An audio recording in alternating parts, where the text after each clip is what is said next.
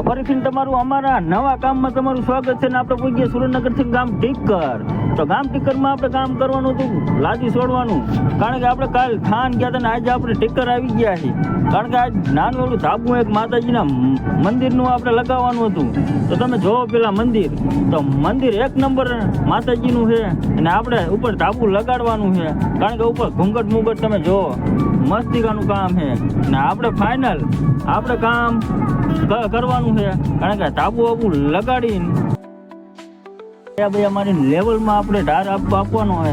તો વિડીયોમાં ઠેઠ સુધી બના રહીજો. અડધું માચન નાખી દીધું ને તમે જોઈ શકો છો કેવું મસ્તિકાનું તર નાખી દીધું છે. લાદી નાખ્યા પછી કેવું લાગે છે તમે જોઈ રહીજો. કારણ કે બહુ મજા આવશે તમને વિડીયોમાં. કારણ કે ઠેઠ સુધી તમે બના રહીજો, કંઈક માહિતી નવી તમને મળશે.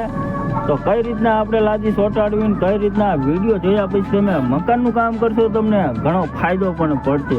કારણ કે વાટા કરવામાં કઈ ટેકનિક તમે વાપરો એ જરૂરી છે. કારણ કે એ તમને નહીં ખબર હોય ત્યાર સુધી ધાબાની પાણીની લીકેજની સમસ્યા રહેશે. કારણ કે આમાં રાડો આ રીતના કંઈક મારો એટલે ધાબાની આવડતાઈ વધી જાય અને પાણી લીક પણ ન થાય. તો મિત્રો તમે જોઈ શકો છો આપણે ફાઇનલી આપણે ધાબુ બાબુ કમ્પ્લીટ કરી નાખ્યું ગામ ટીકરમાં.